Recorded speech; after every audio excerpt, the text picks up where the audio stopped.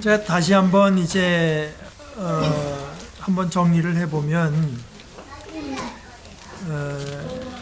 고린도 교회는 바울 사도가 우리 생각에 한 50년, 51년 그때 이제 한 1년 반 정도를 있으면서 말하자면은 그 영어로는 그 church plant라는 교회를 심었다고 할까 뭐 그런 교회인데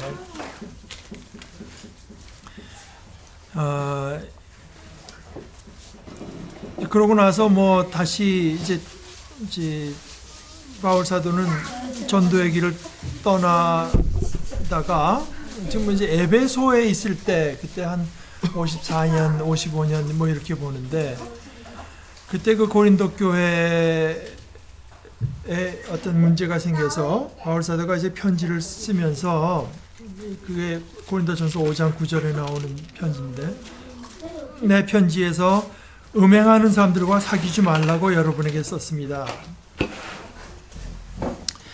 뭐 그런 편지를 보냈는데 이제 여기 클로에의 집 사람들이 와서 바울 사도를 개인적으로 만나서 바울 사도가 전해 듣는 얘기로는 고린도 교회 형편을 전해 듣는 얘기로는 교회 안에 분파가 있다. 누구는 나는 베드로파다, 나는 바울파다, 뭐 나는 아볼로파다, 나는 예수파다. 심지어 이제 이렇게 나오니까 지금 여러분들이 고린도 전서를 읽을 때 보셨겠지만 유대인들은 능력을 구하고 헬라인들은 지혜를 찾으나 우리는 십자가에 달리신 예수 그리스도를 전합니다. 그러면서 그리스도가 능력이고 하나님의 지혜입니다 하는 얘기를 이제 합니다. 근데 아마 그 고린도가 이제 그 헬라인들이 많던 큰 도시고 해서 뭐 그런 어떤 그 헬라 사상의 흔적이 많았던 것 같아요. 그래서 베드로파라고 하는 분들은 어쩌면은 이제 율법을 지키되 뭐 이런 쪽에 좀 강조가 있었을 가능성도 있고, 뭐 하여간 우리가 정확히 알 수는 없죠. 어찌됐거나 여러 가지 신학적인 이유로 갈라져 있다 보니까 어떤 사람은 그래? 그럼 나는 그리스도파다. 그리스도가 무슨 파가 있을 수 또 그리스도파라는 건 좋은 거 아닙니까? 그러나 여기서 이제 좀 부정적인 의미를 쓰인 것을 보게 되면 나는 그것이 이제 현재로 오면은 여기에 해당하는 사람들 아닌가. 그러니까 뭐 이런 신학 저런 신학 뭐 보수 신학 정통 신학 뭐 자유주의 신학 무슨 해방 신학 어쩌고 하니까 그런 거 다 소용없고 덮어놓고 저 예수 잘 믿는 게 최고다. 이제 그런 입장이 아마 그리스도파에 속하는 사람들이 아닌가 생각해요. 근데 뭐 제가 늘 강조하는 바입니다만은 뭐 언뜻 생각하기에 그 말은 참 좋은 말입니다. 어떤 신학이 그저 인간적인 입장이니까 인간의 생각이니까 나는 그걸 받아들이지 않고 저 예수 잘 믿는 대로 하겠다. 그런데 어떤 신학을 가르치던 분 얘기처럼 그런 입장도 결국 하나의 신학입니다. 이제 뭐 그런데요. 그러나 그 교회가 갈라진 얘기를 들으면서 바울 사도가 이제 편지를 쓰는 것도 있고 그 뒤에 고린도 교회 어떤 그 공식적인 대표가 몇이 와서 교회 이런 일이 있습니다. 어떻게 해야 되겠습니까? 뭐 여자분들이 뭐 머리에 쓸 걸 안 쓰는 얘기 뭐 하여간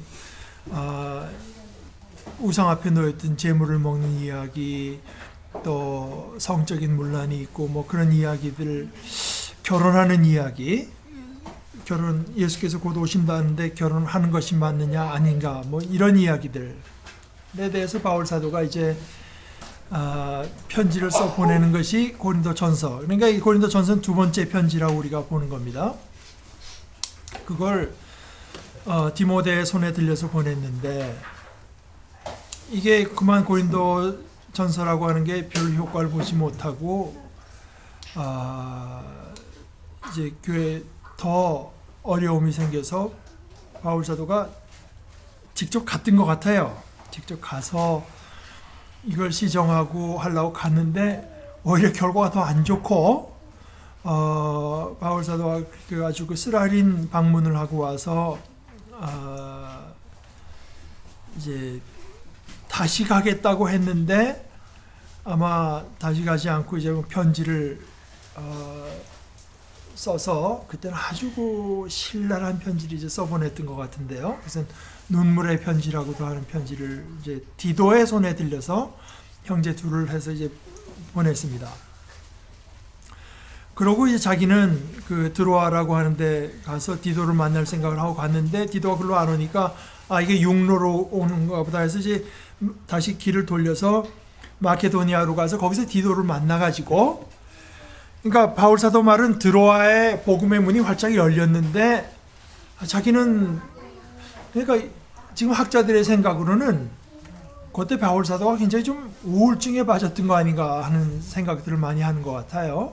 그래서 고린도 후서에 그 새 내용이 나타나는데 겉으로도 굉장히 힘든 일이 있고 속으로도 근심이 있고 하면서 굉장히 힘든 상태에서 복음 전할 일이 있는데도 그냥 그걸 더 할 생각이 없고 빨리 그 고린도 교회 일이 어떻게 됐나 궁금해서 마게도니아로 가서 디도를 만났는데 디도가 가져온 그 소식이 그 눈물의 편지가 그게 효과가 있어서, 그러니까 바울 사도의 편지를 받은 고린도 교회가 회개하고 그 분란을 일으킨 사람을 이제 말하자면 정죄했고 바울 사도에 대해서 이제 사랑을 회복했다. 이제 이런 얘기를 듣고 이제 기쁨의 편지를 쓴 것이 이게 이제 고린도 후서입니다. 그러면서 고린도 교인에 대한 자신의 사랑을 다시 말을 하고 전에 편지를 쓴 것이 내가 어떤 사도로서의 어떤 권위를 행사한 것 같지만 그거는 여러분들을 내 마음대로 주장하려고 한 것이 아니라 이제 여러분들을 잘 섬기기 위해서 쓴 것입니다. 뭐 이런 말도 하고 또 그 사람 문제를 일으킨 장본인 그 사람은 이제는 용서해 주면 좋겠습니다. 이제 그런 얘기를 하는데 그게 예를 들어서 뭐 고린도후서 7장에 이제 자세히 나타나죠. 그래서 이번에도 이제 디도의 손에 들려서 그 편지를 보냈는데, 그러니까 이게 그 당시 편지라고 하는 것이 그 사도가 지금처럼 뭐 워드 프로세스가 있는 것도 아니고 무슨 뭐 좋은 필기도구가 종이가 있는 것도 아니니까 그 대서인이라고 하는 아마뉴엔시스라고 하는데 이제 그런 사람이 있어서 바울사도 한 단어 불러주면 그 사람이 이제 하나하나 이제 받아 쓰고 하다 또 잘못됐으면은 다시 쓰고 뭐 이런 과정이 굉장히 오래 걸리겠죠. 이렇게 큰 걸 쓰게 되면은.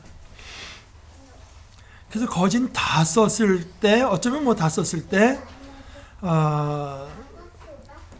다시 소식이 오기를 고린도 교회에 문제가 생겼다. 다시 뭐 바울 사도에 대해서 이제 여러 가지 뭐 이런 것이 생겼다. 구해서 그 뒷부분을 붙였다. 다시 썼다. 그러니까 9장까지는 굉장히 분위기가 좋다가 10장에서부터 갑자기 문체가 이제 아주 좀 사나워지니까 이렇게 생각하는 사람도 있고, 아까 제가 말씀드린 그 눈물의 편지라고 하는 부분이 사실은 그 뒤에 10장에서 13장에 거기 눈물의 편지가 들어있다고 생각하는 사람도 있고, 그걸 나중에 이제 한 권처럼 묶어서 전해 내려온다고 생각하는 사람도 있고, 또는 다 보냈고 그 다음에 이제 10장에서 13장 사이는 고린도 교회에 다른 문제가 생겨서 또 마음 아픈 편지를 한 것이 한 권으로 묶여졌다. 그러니까 지금 누구도 정확히 어떻게 된 것은 모릅니다.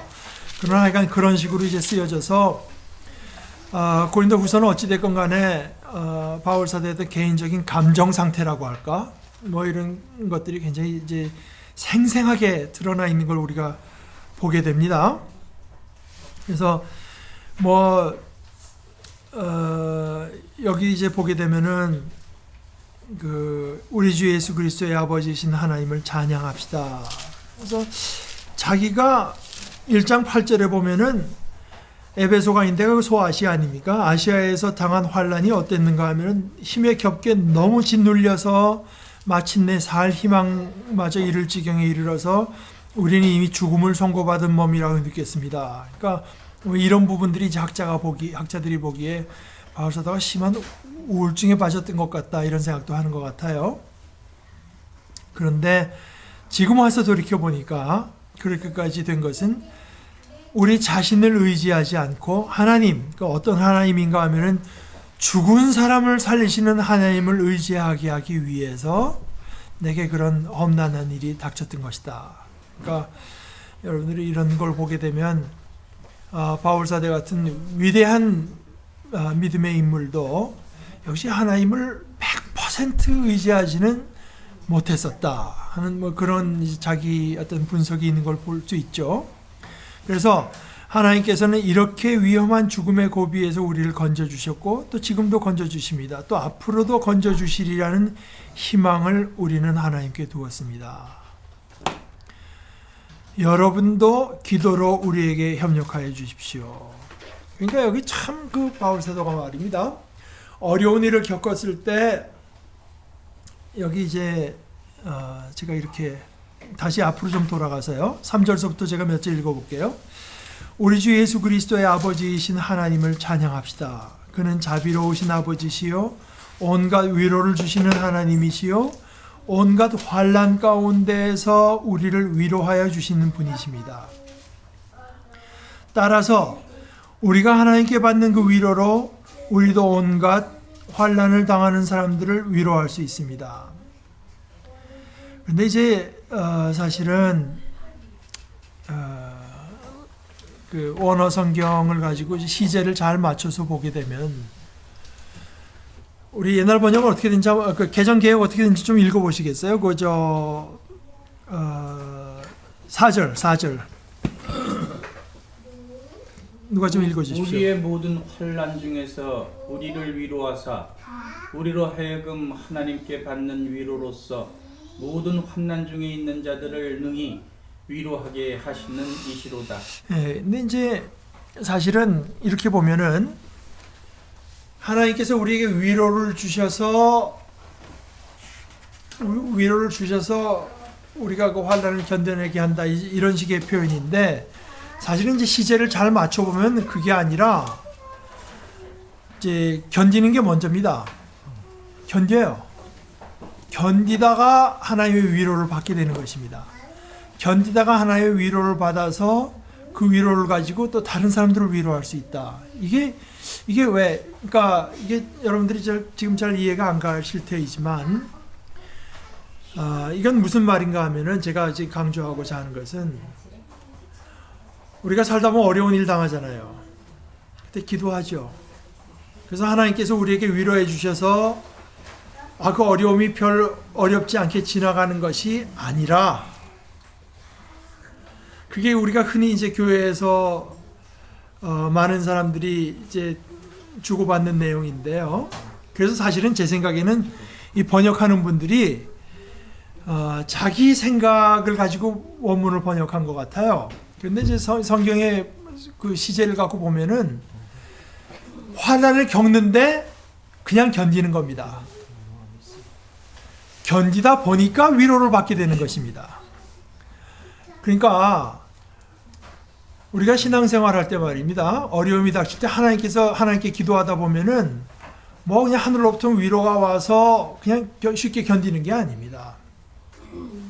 어려움이 오면은 이게 무슨 어려움인지 몰라요. 그냥 모르는데 내가 하나님의 자녀니까 뭔가 있겠지. 그냥 견디다 보면 하나님께서 진짜 위로해 주신다고 하는 겁니다. 견디는 게 먼저예요. 견디는 게 먼지다. 그러니까 견디다 보면 하나님께서부터 우리에게 주신 위로가 있고, 그래서 견디다가 하나님의 위로를 체험한 사람들이 또 다른 어떤 어려움을 겪는 분들에게 이제 그 위로를 전할 수가 있다. 그래서 6절에 가면 이렇게 말을 합니다. 우리가 환난을 당하는 것도 여러분이 위로와 구원을 받게 하려는 것이며 우리가 위로를 받는 것도 여러분이 위로를 받게 하려는 것입니다. 여러분은 이 위로로 우리가 당하는 것과 똑같은 고난을 견디어냅니다. 그래서 이제 이게 굉장히 그 어떤 성도들 간의 그 연대성 이걸 굉장히 이제 강조를 하죠. 그래서 그러면 어떻게 되느냐? 어디 한 지체가 이제 어려움을 당합니다. 근데 여기 저 뒤에 보면은 여러분도 기도로 우리에게 협력하여 주십시오. 그래서 그 어려움 당하는 사람들에서 기도하다 보면은 이 사람은 견디고 많은 기도를 힘입어서 또 하나님의 위로를 힘입어서 우리가 그것을 잘 견뎌내면은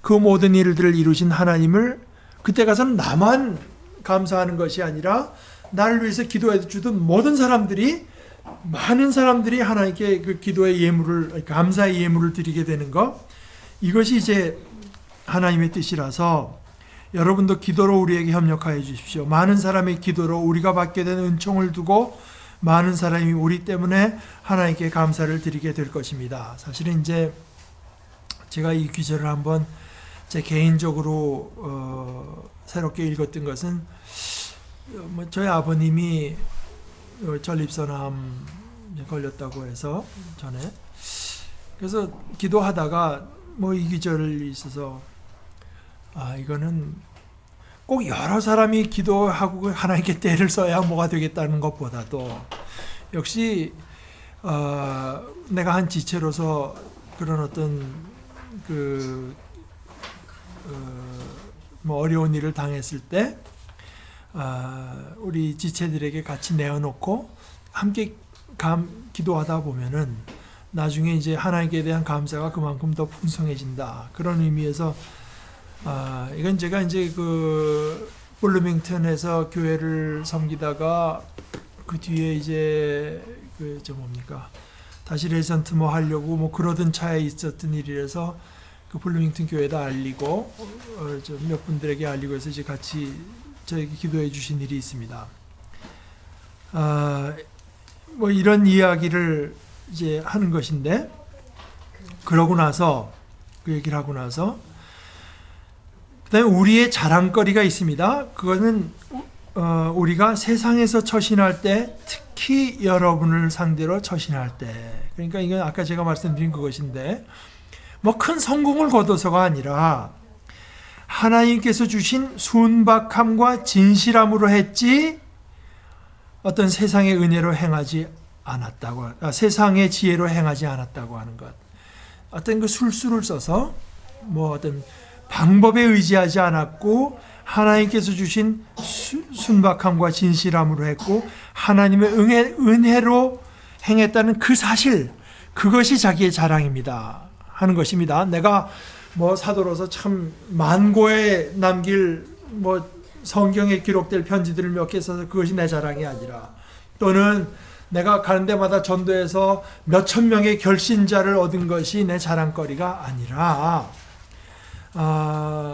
내가 하나님의 말씀을 전하기 위해서라고 해도 어떤 술수를 쓰지 않고 어떤 그 간교함을 행하지 않고 하나님께 주신 것을 갖고 있고 진실함으로 했고 하나님의 은혜에 의지하면서 했다고 하는 것 이것이 내 자랑거리입니다.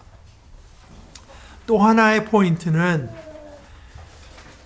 우리가 세상에서 처신할 때 특히 여러분을 상대로 처신할 때 저는 여기가 이제 교회의 의미 중에 아주 중요한 데라고 생각해요. 바울사도의 글을 읽다 보면 그런 얘기가 많이 나옵니다. 모든 사람들에게 참 너그럽게 대하되 특히 믿음의 가정들에게 그렇게 해라. 이것은 차별하라는 얘기가 아닙니다. 세상 사람보다 교회 사람들에게 먼저 예를 들어서 우리 교인들 오면 더 잘해주고 그러라는 얘기가 아닙니다. 모든 사람들을 상대로 우리가 진실함으로 대하고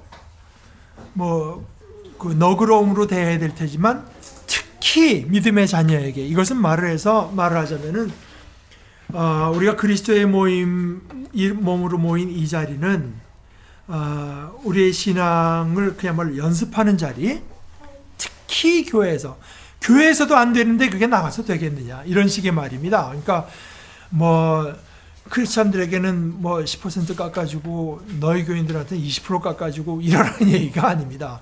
누구에게나 우리가 진실함으로 대해야 되고 사랑으로 대해야 되지만 특별히 교회에서 그것을 훈련하고 특별히 교회에서 그것을 행하는 것을 몸에 익힐 필요가 있는 걸 말을 하는 것이고 그래서 자기가 세상에서도 물론 그렇게 했지만 특히 여러분을 상대로 처신할 때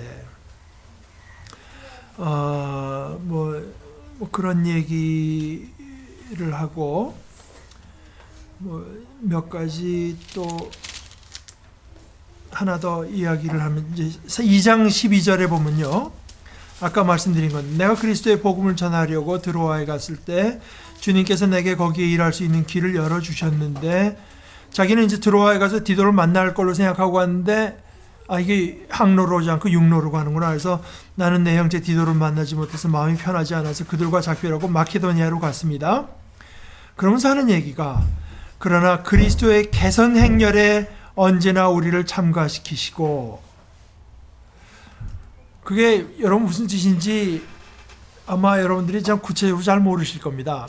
그러니까 그리스도께서 막 승리하는 길에 우리도 그 뒤에 이제 말하자면 그 군사로서 그 개선 행렬에 따라간다는 뜻이 아닙니다. 이것이 옛날에 전쟁을 해서 이기게 되면은 노획물 자기가 그 그리스도의 그 노획물이라고 하는 걸 이제 말을 하는 거예요. 그리스도께서 바울 사도를 이긴 것입니다. 말하자면은 내가 그리스도에게 패배한 말하자면은 굴복한 그 자로서 그리스도의 그 전쟁에 노획물로서 개선 행렬에 참가하는 그것을 이제 인해서 하나님께 감사를 드린다는 뜻입니다.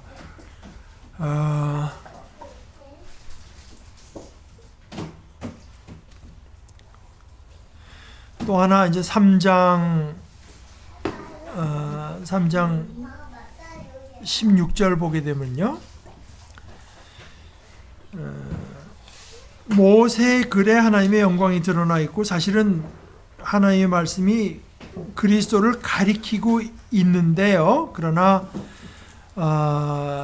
그리스도를 주로 받아들이지 않으면 구약 성경은 그 면에서는 언제나 이제 가리워져 있는 책이 될 수밖에 없다. 그런 얘기를 하면서 사람이 주님께로 돌아설 때 그 베일, 그 너울은 벗겨집니다. 라고 말을 하면서 주님은 영이십니다. 우리 박창호 목사님 하나님은 영이시니 예배하는 자가 신령과 진정으로 드린다고 했는데 주님은 영이세요. 성령이신 주님께서 주장하실 때 그것이 어떻게 나타나나 이것이 이제 저희가 신학교에서 시험 볼 때 이제 두 가지 써야 정답인 것이 이제 여기 나타나 있는데 주님은 영이십니다. 주님의 영이 계신 곳에는 자유가 있어요. 자유가. 이것이 이제 성령의 하나의 표지, 마크는 뭐냐? 자유입니다. 자유. 주님의 영이 계신 곳에는 자유가 있습니다. 우리는 모두 그 주님의 영을 힘입어서 너울을 벗어버리고 주님의 영광을 바라봅니다. 이렇게 해서 우리는 주님과 같은 모습으로 변화하여 점점 더 큰 영광에 이르게 됩니다. 이것은 영이신 주님께서 하시는 일입니다. 그러니까 영께서 무엇을 하는가 하면은 우리가 그리스도의 모습을 얻어가게 해요. 그러니까 성령께서 일하신다고 하는 가장 대표적인 두 가지 표지가 이것입니다. 첫째는 자유고 둘째는 그리스도의 형상입니다. 성령께서 임하실 때 뭐 희한한 무슨 뭐 방언하고 예언 나타날 수 있죠. 그런데 그거는 사실은 다른 종교 현상에서도 나타나기도 하는 일입니다. 그런 것들이 그리스도의 형상을 만들어낼 때 그게 성령의 일인 것입니다. 그러니까 단순히 그 신비한 현상 자체로서 성령의 일이라고 우리가 단정 지을 수 있는 것이 아니라 이제 주님의 형상을 만들어낼 때 그래서 여러분들이 이제 어떤지 모르겠습니다만은 뭐 한국 교회가 제가 보기에는 한 30년 정도 됐을 겁니다. 보게 되면은 이제 그 소위 영국에서 들어온 그 경배와 찬양이라는 거 형태 앞에 무대에서 그냥 여러 사람이 뭐 이제 하면은 여기서는 막 같이 따라하고 뭐 이제 이런 형태가 되면서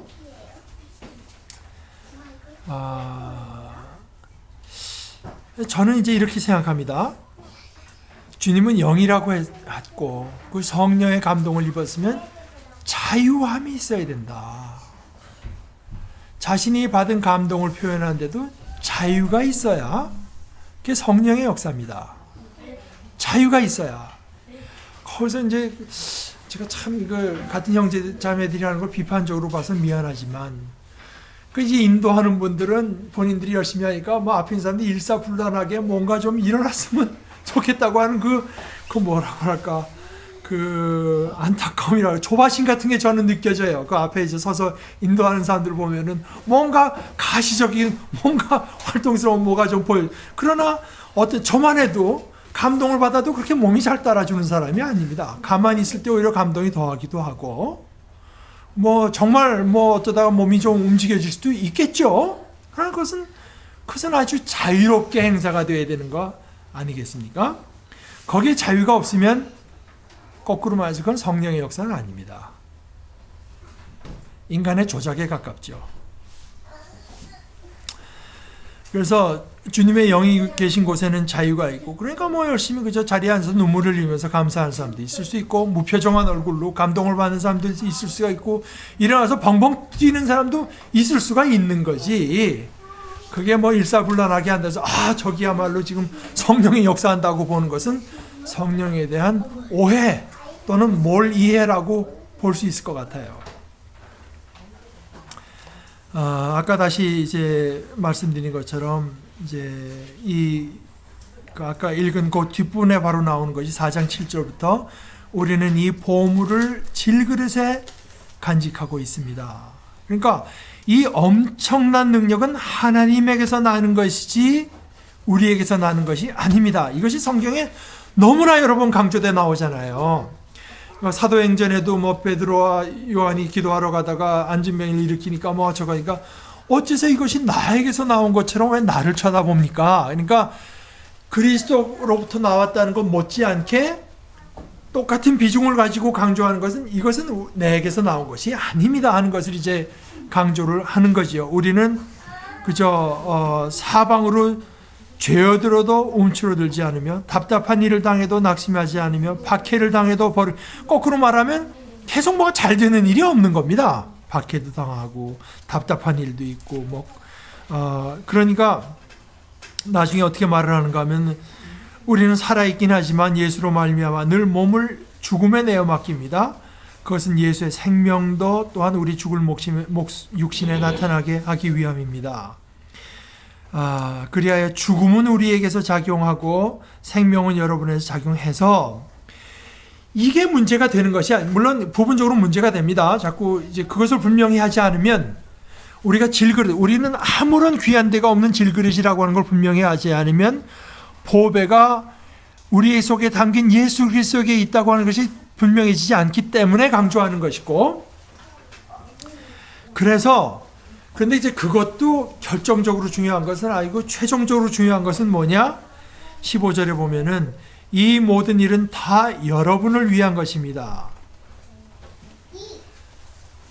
여러분이 구원을 받고 은혜를 입어서 하나님의 영광에 참여하는 것이고 그것이 또 최종적인 것이 아니라 그리하여 하나님의 은혜가 점점 더 많은 사람에게 퍼져서 그것도 또 최종적인 게 아닙니다. 최종적인 것은 뭐냐? 감사하는 마음이 넘치게 하고 하나님께 영광을 돌리게 하려는 것입니다. 바울 사도가 얼마나 이 하나님 중심으로 생각하는가가 여기 아주 단적으로 드러나죠.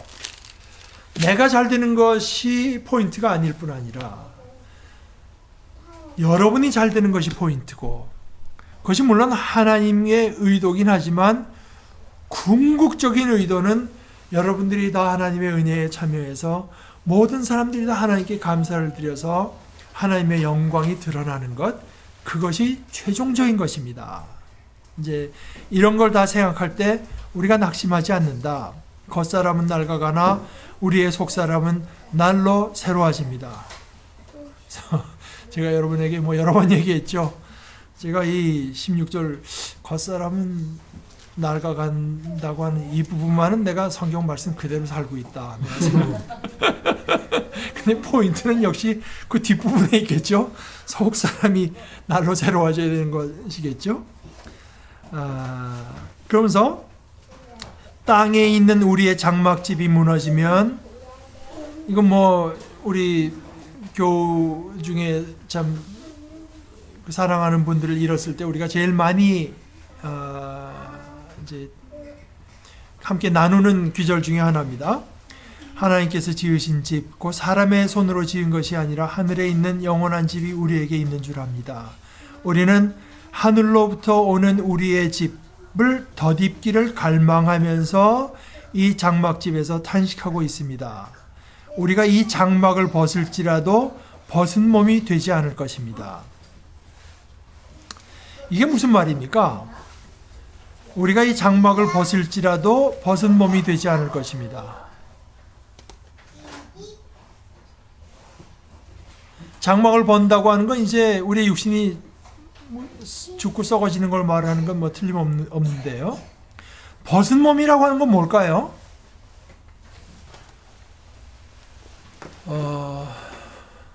제가 사실은 미국에 와서 이제 신학 공부하기로 결정을 하고 뭐 일이 진행되고 있을 때, 그때 뭐 아주 이상한 증세가 이제 계속 몸에 남아 있어가지고 계속 이게 뭐 없어지겠지. 몇 달이 지나도 계속 있어요. 그래서 얘가 계속 불편하고 이상해서 밥을 좀 안 먹어봐도 그렇고 뭐 어떻게 해서 이게 아무래도 내가 식도암에 걸렸나 보다 이제 그렇게 생각해요. 근데 그 식도암이라고 하는 게 이제 위 소화기에 생긴 것 중에 그 췌장암이 제일 성적이 나쁘고 식도암이 두 번째로 나쁜데, 그래서 혼자 이제 생각을 하는 겁니다. 이게 치료하러 가면 이거 뭐 얼마나 진행됐나에 따라서 내 어떤 의지와는 상관이 없이 그냥 뭐 수술하고 방사선 치료하고 뭐 이런 걸 다 할 것 같아요. 이제 그런 것보다도 이게 죽겠구나. 참 그 힘든 것이 이게 뭐냐 도무지. 이게 지금 나는 신학 공부하러 간다고 하던 찰나에 그냥 암에 걸려 죽는다. 이게 뭐냐 이게 도무지. 그때 이제 제가 깨달은 것이 뭐냐. 우리 인간이 두려워하는 게 뭐냐. 죽음을 두려워하죠. 그런데 죽음을 왜 두려워하나? 죽음에서 무엇 때문에 두려워하나? 제가 느낀 게 그겁니다. 그때 제 마음속에 이제 늘 공감이 갔던 것은 창세기의 이제 앞부분에 태초에 하나님 천지를 창조하시니라고 하면서 땅이 혼돈하고 공허하며 이렇게 말을 합니다. 이게 참 무서운 거로구나. 이제 그런 생각을 했어요. 혼돈한 거. 뭐 이렇게 돼서 내가 이렇게 해서 요게 내가 준 것이 이게 왁구에 맞으면은 그럼 받아들일 수 있겠어요. 근데 이 뭐 혼돈은 뭐 아무런 여기는 뭐 아무런 어떤 뭐 질서도 없는 것 같고, 어쩌다가 내가 지금 암에 걸려서 어쩌다가 신학교 갈 생각했다가 어쩌다 암에 가서 그냥 아무런 뭐 어떤 뜻이 없이 일어난 일이라고 하면은 그건 참 죽겠더라고 그때는요. 게다가 그러다 보니까 공허하다. 결국 우리 인간이 삶으로 태어나서 뭐 몇십 년을 살다가 간다고 하는 것이 그게 아무런 어떤 영원한 뜻이 없다고 한다면, 그래서 이제 제 생각은 아직도 그렇습니다. 인간이 죽음을 두려워한다고 하지만 역시 그 죽음에 대한 두려움에서 어떤 제일 큰 그 실체는 뭐냐 하면은 혼돈과 공허를 두려워하는 거라고 보고, 저는 여기 벗은 몸이라고 하는 게 바로 그 공허의 부분이라고 생각합니다. 공허의 부분.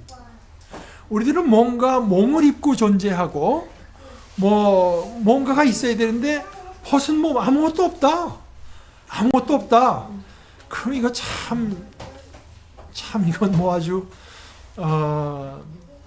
어떻게 받아들여야 될 줄 모르는 이제 상황이 되는 거라고 봐요. 그래서 우리는 사실은 이제 나름대로 지금은 이게 약해지고 이제 뭐 그야말로 앞으로 썩을 것이고 뭐 헷갈리고 뭐 그런 몸을 입고 있지만 이것만 벗으면 되는 것이 아니라 이것과 다른 진짜 몸을 입어야 되는 거지. 진짜 몸을 입어야 이제 되는 거지. 이거 벗고 아무것도 없으면 어떡합니까? 이거 벗고 아무것도 없으면. 그래서 우리가 이 장막을 벗을지라도 벗은 몸이 되지 않을 것입니다. 우리는 이 장막에서 살면서 무거운 짐에 눌려서 탄식할 수 있어요. 그래도 벗은 몸이 되는 것보다는 그게 낫습니다. 어떻게 보면은 우리 옛날에 저 다니던 학교에도 저도 모르던 연세 드신 선생님이었는데 의사였는데 그분이 캔서에 걸려서 고생하고 나중에 죽을 때 한 얘기가 그거래요. 인간에게서 가장 불행한 것은 죽는 거다. 아무리 불행해서라도 죽는 것보다는 낫다. 뭔지 그랬다고 하는데 우리는 이 장막에서 살면서 무거운 짐에 눌려서 탄식하고 있습니다. 그런데 우리는 이 장막을 벗어버리기를 바라는 것이 아니라 그 위에 덧입기를 바라서요. 죽을 것이 생명에게 삼켜지게 진짜 사는 것 같은 삶을 이제 우리가 얻게 되는 그것을 우리가 고대하는 것이지 이 뭐 괴로운 세상 그저 벗어버리는 그것이 우리의 목표는 아닙니다. 그런데 그 일이 이루어진다. 반드시 우리에게 이루어진다고 하는 것을 그 일을 우리에게 이루시고요. 그 일이 우리에게 반드시 이루어진다고 하는 하나의 그 보증, 그 선금, 보증금으로 우리에게 하나님께 주신 것이 성령입니다. 그리고 성령을 힘입어서만 우리가 예수를 그리스도로 부를 수 있고 하나님을 아버지로 부를 수 있기 때문에 우리가 하나님을 아버지하고 우리의 마음으로 부르는 것은 이게 엄청나게 큰 일인 것입니다. 하나님께서 앞으로 우리에게 진짜 생명의 몸으로 입혀줄 거라고 하는 하나의 그 보증금으로서 우리에게 주신 것입니다. 그러므로 우리는 언제나 마음이 든든합니다. 우리는 육체의 몸을 입고 살 동안에는 주님으로부터 떠나 살고 있으면 이게 무슨 말이냐 하면은 거기에 헬라어가 두 가지가 나오는데요. 엔데메오, 에크데메오에서 엔데메오라는 말은 이제 사전적인 뜻은 그래요. Be at home. 어떤 장소, 자기에게 낯익은 장소에 머물러 있는 걸 말합니다. 낯익은 장소에 머물러 있는 것. 근데 우리가 이 땅, 이거 낯익잖아요. 집도 낯익고, 길도 낯익고, 추위도 낯익고, 이런 낯있는 동안, 낯익은 곳에 이렇게 머물러 있는 동안에는 주님으로서 약간 그 낯설은 존재로 느껴지는 삶을 살고, 에크데메오. 이렇게 돼서, away from home인데요. 우리가 이 몸으로 있는 동안에는 이 몸으로 있는 그만큼 예수 그리스도와 함께 있는다고 하는 것이 어떤 면에서 자연스럽지 않은 것으로 느껴지고 뭔가 낯선 것처럼 느껴지게 되어 있습니다. 하는 얘기입니다. 그러나 우리는 그렇게 그냥 우리의 그 감정, 느낌으로 살아가는 것이 아니라 믿음으로 살아가지 보는 것으로 살아가지 않아서 우리는 마음이 든든합니다. 우리는 차라리 이 몸을 떠나서 주님과 함께 있기를 바랍니다. 왜냐하면 주님과 함께 주님 속에 엔데메어 하고 싶은 것입니다. 그런데 여기 이제 바울 사도의 아주 아까도 우리가 자기를 내세우는 것이 아니까 여러분이 잘 되는 것이 목적이고, 근데 그게 최종적인 게 아니었잖아요. 여기서도 우리가 이 육신에 살다가 벗은 몸이 되지 않고 어떤 그 하나님께 주시는 영광스러운 진짜 요즘에 텔레비에서 하는 말로는 참몸 진짜 몸을 입고 살아가는 것이 우리의 내가 바라는 것이지만 그것도 최종적인 자기의 어떤 그 원하는 것은 자기의 최종적인 원하는 것은 우리가 몸 안에 머물러 있든지 몸을 떠나서 있든지 우리가 진짜 바라는 것은 주님을 기쁘게 해드리는 사람이 되는 것입니다. 그러니까 바울 사도에게 신앙의 온전한 자리에 가서는 내가 어떻게 되는가, 나에게 이거는 다 있죠. 다 있지만 그러나 내가 어떻게 되는가는 부차적인 것으로, 2차적인 것으로, 상대적인 것으로 다 밀려나요. 내가 이 몸을 입고 있어서 주님을 더 기쁘시게 할 수 있다면 나는 이 몸으로 남아 있고 싶고, 내가 그 몸을 입어서 주님을 더 기쁘시게 할 수 있다면 나는 그 몸을 입고 싶다. 그러니까 이것이 이제 빌립보서에서도 나타나는데요. 내가 죽느냐 사느냐 이게 문제가 사실은 죽는 게 낫다. 이렇게 계산을 다 해보더니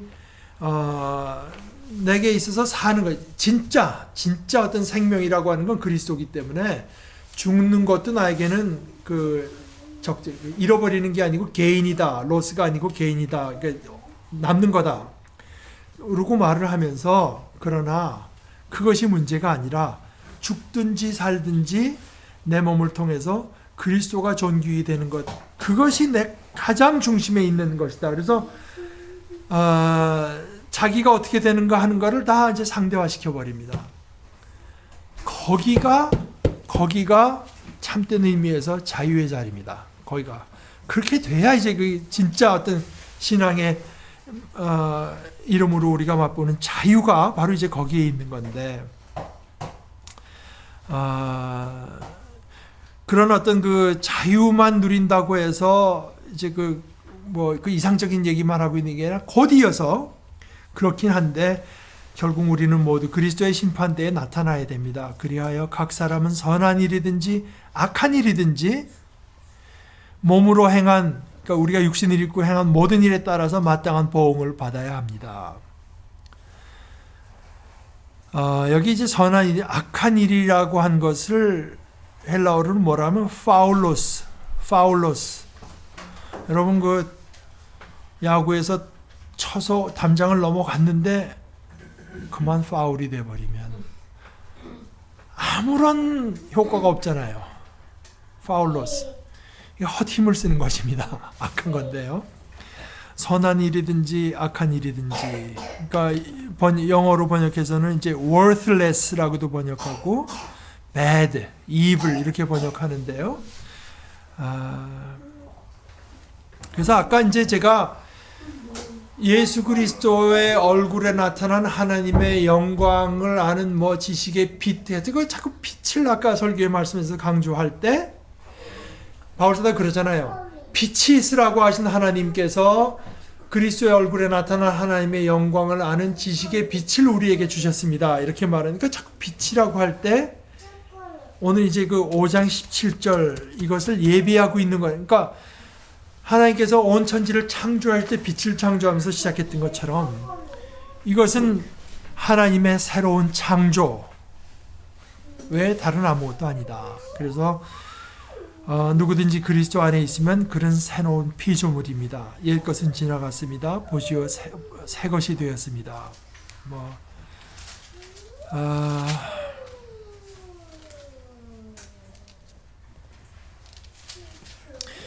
이제 아마 바울 사도를 그 고린도 교회 간의 이제 관계를 악화시킨 사람들이 성경에 나타난 증거를 봐서는 본인들이 영어 번역에 슈퍼 어퍼슬이라고 번역했는데요.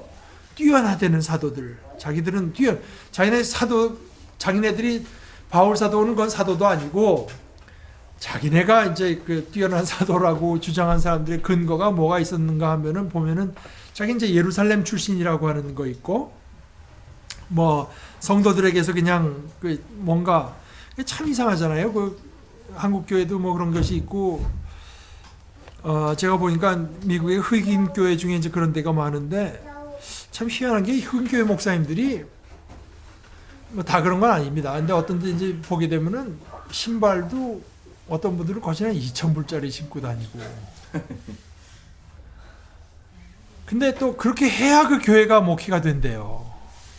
그렇게 해야 뭔가 뭐 번쩍번쩍한 거 하고 다니고 그래야 된대요. 그러니까 이제 그런 어떤 마음짓이랑 비슷한 것 같아요. 사람이라고 하는 게 뭐 와서 그냥 교인들 내가 하나님의 몰러 왔으니까 당신 내 생활 책임져 뭐 이래야 그 또 권위가 있는 걸 이제 받아들인 그 사람들이 있었던 것 같고, 자기들이 뭔가 뭐 놀라운 무슨 영적인 체험 뭐 이상한 소리를 내면서 뭐 자기 제가 옛날에 그래서 교회 다닐 때 생각해보니까 뭐 부흥이어도 부흥 강사왔는데 다 이렇게 누굴 처음 보면서 일으키더니 뭐 신명기 몇 장 몇 절 뭐 이러면서 그냥 뭐 이런데, 저희 언뜻 보면은 굉장히 이분이 뭐 영적인 뭐가 있어가지고 뭐 대단한 거 하는 것처럼 이런 식으로 해서 이제 자신의 어떤 그 권위를 이제 스스로 이렇게 확보해 나가는 사람이 있었던 것 같은데, 바울 사도가 그런 사람들에 대해서 아주 참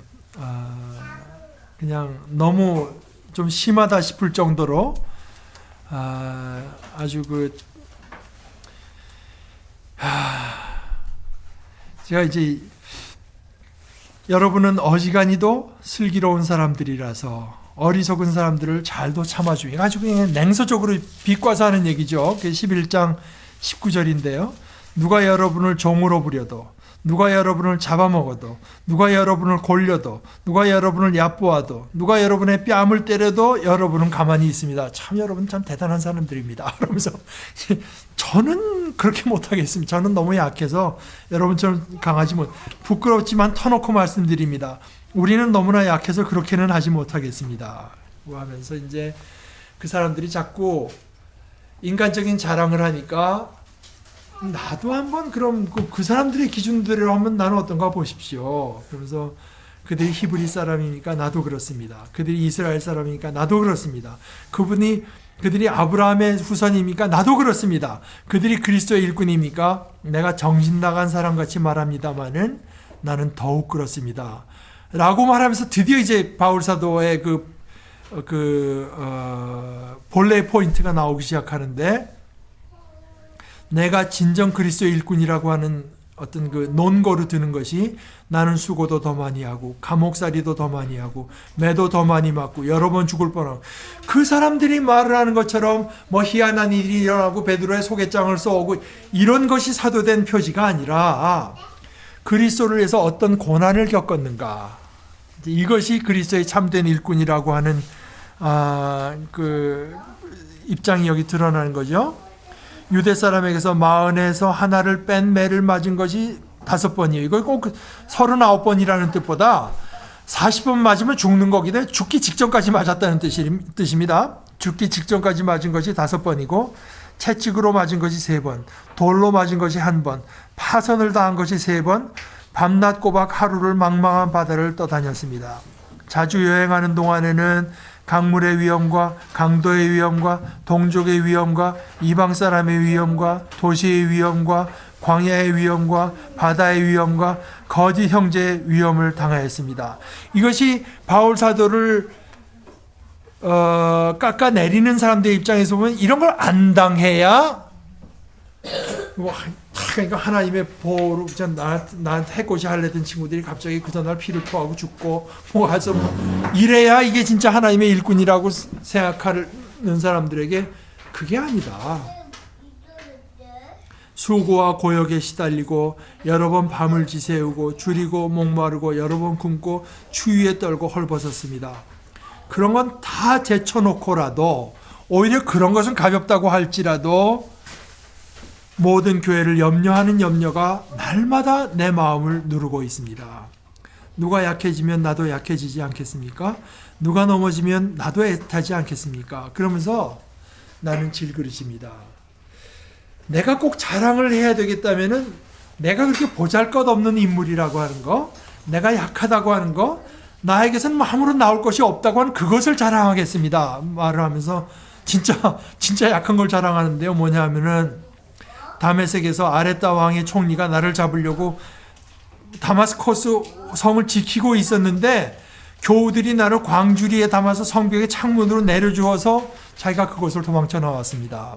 그러니까 이게 벌써 딱 그저 하나님의 종이라고 딱 드러내려면은 그냥 밖에 군대들이 딱 줄쳤는데 내가 담대하게 나가서 하나님께서 그 사람들의 눈을 다 가려주셔서 내가 뚜벅뚜벅 걸어 나가야 하나님의 사도 같지 않겠습니까? 그게 아닙니다. 나는 그렇게 초라하고 보잘것없는 모양으로 도망가는 사람이고 그런 식으로밖에 빠져나갈 수 없던 사람이고 오히려 나는 그것을 자랑합니다. 왜냐하면은 내가 보잘것이 없어야. 내가 보잘것이 없을 때 오히려 하나님의 은혜가 내게 온전히 머무르기 때문입니다.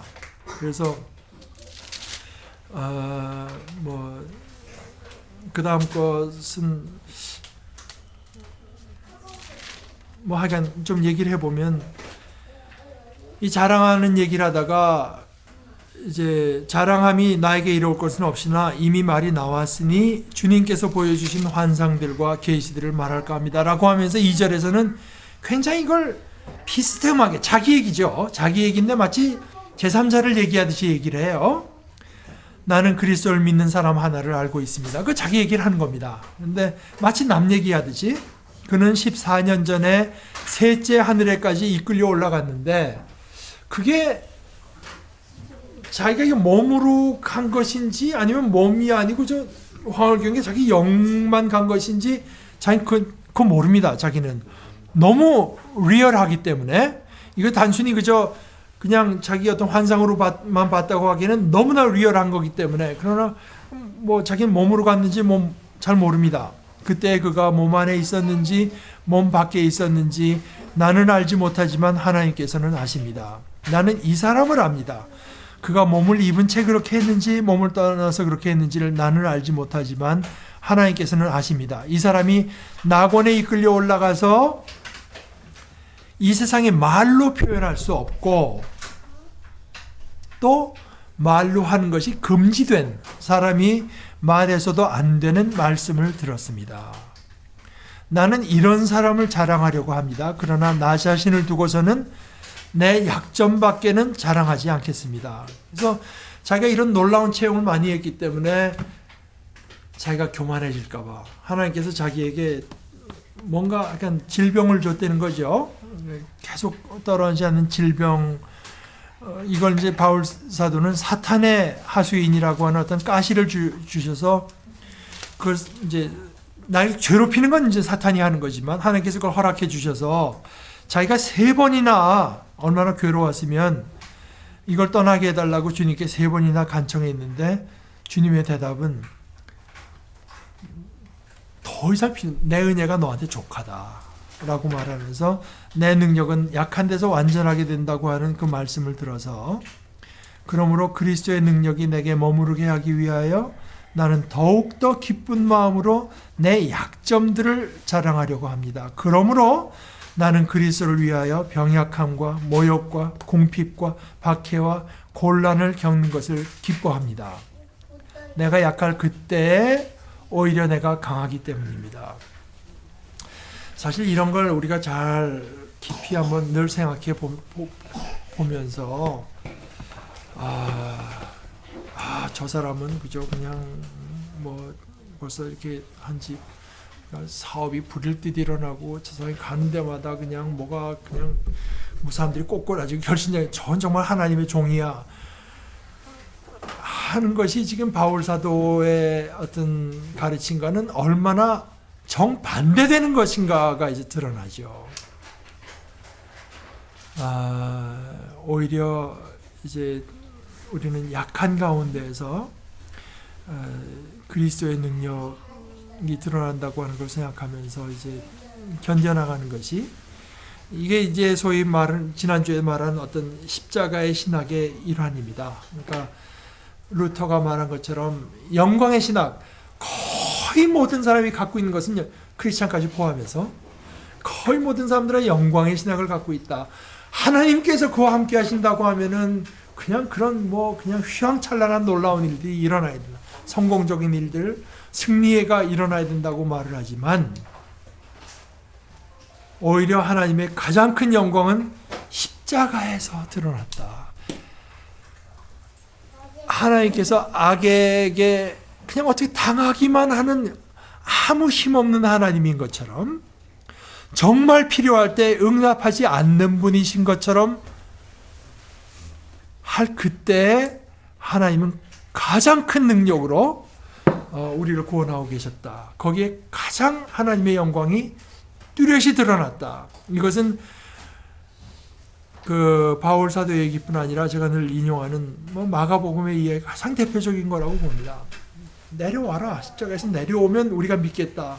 그러나 예수님 내려오면 어떻게 됩니까? 예수님은 하나님의 그리스도신데도 십자가에 달려있는 것도 물론 있지만, 그러나 지금 바울 사도가 말을 하고 성경 전체가 증언하는 것은 그리스도시기 때문에 십자가에 달려있는 거 아닙니까? 그리스도시기 때문에 죽임을 당하는 건데, 이제 바로 그것이 이제 십자가의 신학이라고 하는 것이고, 제가 혹시 잊어먹지 않으면 다음 주는 여러분 뭐 갈라디아서 읽어오시면 좋겠습니다만은, 그런데 제가 그 루터가 하이델베르크 그 논쟁에서 그 십자가의 신학을 말한 부분을 제가 한번 가져와서 그것도 한번 좀 루터가 뭐라고 말했는지 한번 보는 것도 좋을 것 같습니다.